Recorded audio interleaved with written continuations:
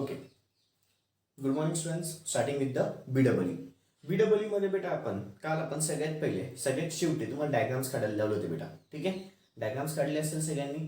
आता पुढचा अतिशय महत्वाचा मुद्दा चालू होतोय आज आणि उद्या. कदाचित मला जास्तीत जास्त डेफिनेशन्स बघायचे. ठीक आहे, तर हेडिंग टाका सम IMP डेफिनेशन्स. हेडिंग टाका सम IMP डेफिनेशन्स. सम IMP डेफिनेशन्स. त्याच्यामधली आता एक डेफिनेशन बघायचे. 4 डेफिनेशन्स पहिल्यांदा बघायच्या, त्या बघून घेऊ. सगळ्यात पहिली डेफिनेशन आहे बेटा हिस्टेरिसिस लूप. टाकून घ्या हिस्टेरिसिस लूप. आता हिस्टेरिसिस लूप काय असतो? Hysteresis loop is the loop. Hysteresis loop एक प्रकारचा लूप असतो. लूप म्हणजे कुठला लूप? तो एक प्रकारचा कर्व आहे. हिस्टेरिसिस लूप म्हणजे एक प्रकारचा लूप आहे. लूप म्हणजे कुठला लूप? तर BH कर्व आहे. कुठली कर्व आहे बेटा? BH curve. The BH curve which is represented for one complete cycle. The BH curve which is represented for one complete cycle in which there is increasing current as well as decreasing current. ज्याच्यामध्ये increasing current पण असतो आणि decreasing current पण असतो. हा एक प्रकारचा BH curve आहे. तो BH कर्व जो की increasing current साठी पण आहे, decreasing current साठी पण आहे. increasing current साठी अजून एक नाव आहे मॅग्नेटायझेशन करंट आणि decreasing current साठी अजून एक नाव आहे डिमॅग्नेटायझेशन करंट. मग काय सांगतो definition? The BH curve which represents the one complete cycle for magnetization current ब्रॅकेटच्या आतमध्ये increasing current and demagnetization current ब्रॅकेटच्या आतमध्ये decreasing current is known as hysteresis loop. पुन्हा एकदा हिस्टेरिसिस लूप म्हणजे काय? ही एक प्रकारची कंप्लीट सायकल आहे. कंप्लीट सायकल कोणासाठी? इन्क्रीजिंग करंट ॲज वेल एज डिक्रीजिंग करंट. इन्क्रीजिंग करंटला अजून एक काय नाव आहे बेटा? Magnetisation current. डिक्रीजिंग करंटला अजून एक काय नाव आहे? डिमॅग्नेटायझेशन करंट. मग डेफिनेशन काय सांगता येईल? The BH curve which is represented for one complete cycle. The BH curve which is represented for one complete cycle for magnetization current bracket chat with increasing current and demagnetization current bracket chat with decreasing current is known as hysteresis loop. Is known as hysteresis loop. चलो पहिली definition लिहून घ्यायची आहे. टाका heading hysteresis loop. Heading टाका hysteresis loop. Hysteresis loop. चलो loop ब्रॅकेटच्या आतमध्ये curve लिहा. लूपला अजून एक काय नाव बोललो बेटा? कर्व. चलो डेफिनेशन लिहायचे. The BH curve. The BH curve. BH B capital H capital हा बेटा. The BH curve for one complete cycle of. The BH curve for one complete cycle of. The BH curve for one complete cycle of magnetization current for one complete cycle of magnetization current ब्रॅकेटच्या आतमध्ये increasing current for one complete cycle of magnetization current ब्रॅकेटच्या आतमध्ये increasing current and demagnetization current ब्रॅकेटच्या आतमध्ये decreasing current and demagnetization current ब्रॅकेटच्या आतमध्ये decreasing current and demagnetization current ब्रॅकेटच्या आतमध्ये decreasing current is known as hysteresis loop. Is known as hysteresis loop or curve. Hysteresis loop or curve. Second महत्वाची definition. Second definition आहे residual magnetism or रिटेंटिव्हिटी. आता residual म्हणजे राहिलेला भाग. भाग कुठला बेटा? राहिलेला फ्लक्स. मॅग्नेटिझम म्हणजे काय? फ्लक्स. पुन्हा एकदा रेसिड्युअल या शब्दाचं मिनिंग काय बेटा? Remaining part. रेसिड्युअल म्हणजे काय? Remaining part. मग रेसिड्युअल मॅग्नेटिझम त्याला अजून एक काय नाव आहे? रिटेंटिव्हिटी. मग ही एक प्रकारची प्रॉपर्टी बेटा कोणाची? मॅग्नेटिक मटेरियलची. It is the property of magnetic material. It is the property of magnetic material to produce काय प्रोड्यूस करतो? To produce residual flux density. It is the property of magnetic material to produce residual flux density और residual flux डेन्सिटीला अजून एक नाव आहे remanent flux density. अजून एक काय नाव आहे? Remanent flux density. पुन्हा एकदा it is the property of the magnetic material. It is the property of the magnetic material to produce काय प्रोड्यूस करतो बेटा?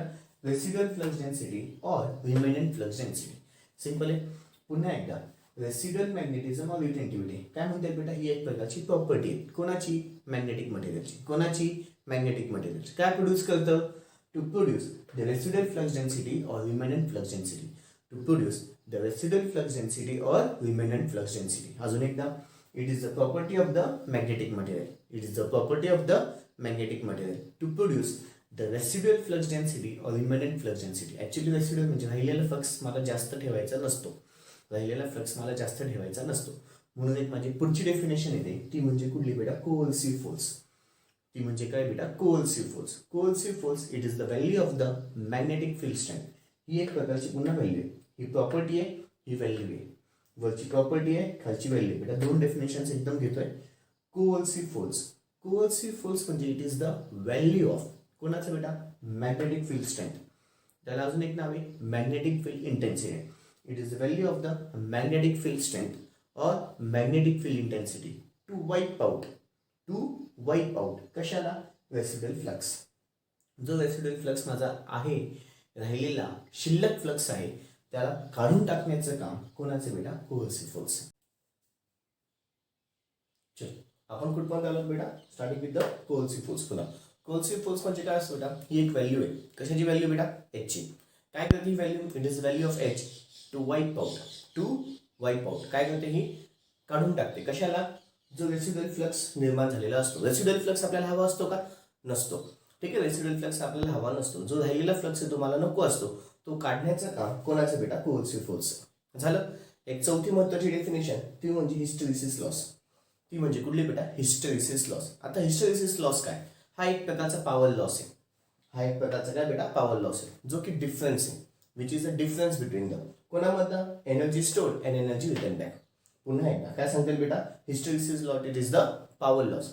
It is the power loss which corresponds to the differentiate between them, which corresponds to the differentiate नका ना, difference म्हणा, which corresponds to the difference between them, which corresponds to the difference between the कुठला energy stored and energy return back, which corresponds to the difference between the energy stored and energy return back.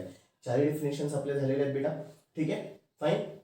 पहिली कुठली होती, hysteresis loop. त्याच्यानंतर residual magnetism or रिटेंटिव्हिटी, कोएल्सिव्ह force, आणि अजून एक कुठल्या बेटा, हिस्टेरिसिस लॉस.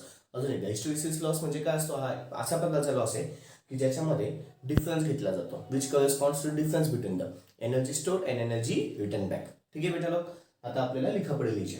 चलो हेडिंग टाका, हिस्टेरिसिस लूप. हिस्टेरिसिस लूप, त्याला अजून एक नाव आहे हिस्टेरिसिस कर्व. टाका हेडिंग, हिस्टेरिसिस लूप और हिस्टेरिसिस कर्व.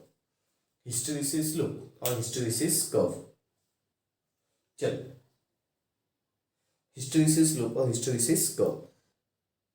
Definition क्या? The BH curve for one complete cycle of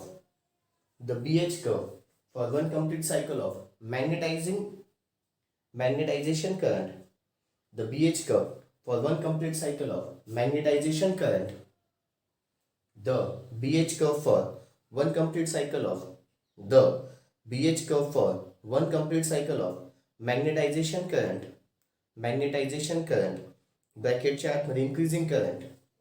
ब्रॅकेटच्या आतमध्ये increasing current and demagnetization current ब्रॅकेटच्या आतमध्ये decreasing current and demagnetization current ब्रॅकेटच्या आतमध्ये decreasing current is known as hysteresis loop or hysteresis curve. Okay, second heading टाका, residual magnetism or रिटेंटिव्हिटी. Spelling डोळ्यासमोर बेटा, residual magnetism or रिटेंटिव्हिटी. चलो, residual magnetism or retentivity is the property of the magnetic material. Residual magnetism or retentivity is the property of magnetic material. Residual magnetism or retentivity is the property of magnetic material. To produce the residual flux density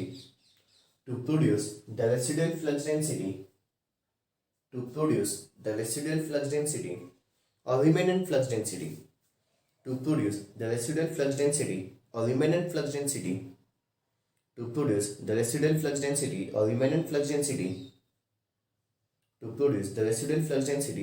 flux density, it's called as residual magnetism.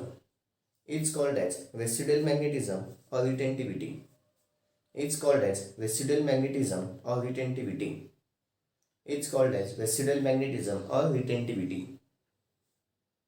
पुढचा point, coercive force,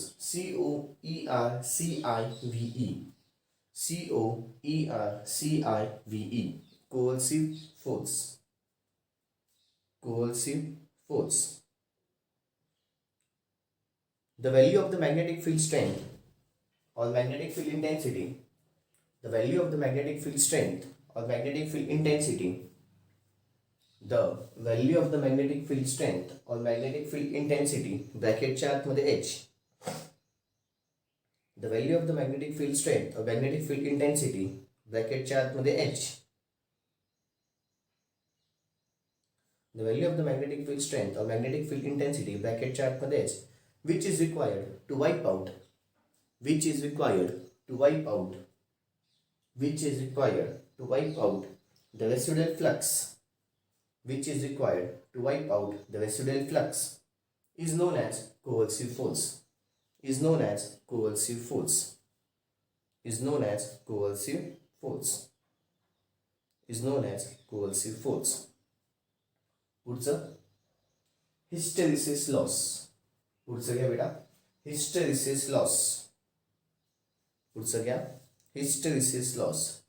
The power loss which corresponds to the difference between the power loss which corresponds to the difference between the power loss which corresponds to the difference between the power loss which corresponds to the difference between the energy stored, difference between the energy stored and energy returned back, energy stored and energy returned back by the magnetic core, energy stored and energy returned back by the magnetic core, energy stored and energy returned back by the magnetic core, is known as hysteresis loss. Is known as hysteresis loss. Okay बेटा, पुढची heading टाकायची मोठ्या अक्षरामध्ये electromagnetic induction. Heading टाका electromagnetic induction. Electromagnetic induction.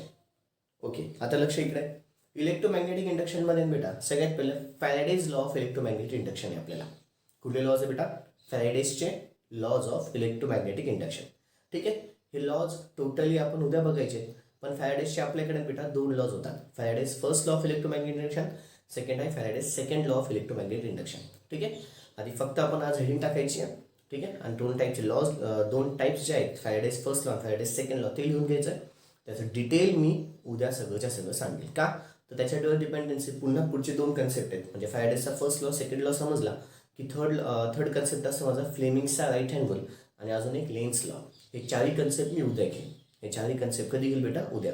ठीक आहे, हे dependent आहेत म्हणून मी ते कन्सेप्ट उद्या घेईल बेटा. ठीक आहे, आता फक्त हेडिंग टाकून घ्या Faraday's law of electromagnetic induction. टाका heading Faraday's law of electromagnetic induction. Faraday's law of electromagnetic induction. खालच्या वेळेत घ्या Faraday's law of electromagnetic induction consists of basically two laws. Faraday's law of electromagnetic induction consists of basically two laws. Consists of basically two laws. First, Faraday's first law of electromagnetic induction. First, Faraday's first law of electromagnetic induction. The second आहे Faraday's second law of electromagnetic induction. Second आहे Faraday's second law of electromagnetic induction. Okay, मग चलो आपण काय काय बघितलं आज? चार डेफिनेशन्स. कुठले हिस्टेरिसिस लूप, रेसिड्युअल मॅग्नेटिझम, त्याला अजून एक नाव रिटेंटिव्हिटी, कोएर्सिव्ह फोर्स आणि हिस्टेरिसिस लॉस. ठीक आहे, आणि अजून एक काय बघितलं? फॅराडेज इलेक्ट्रोमॅग्नेटिक इंडक्शन मध्ये पहिला कन्सेप्ट फॅराडेजचे लॉ, त्याचे दोन लॉ होतात, फॅराडेजचा फर्स्ट लॉ, फॅराडेजचा सेकंड लॉ. ते आपल्याला उद्या बघायचं आहे. ओके, मग चलो दॅट्स ऑल. बाकीचं उद्या. Thank you, good day.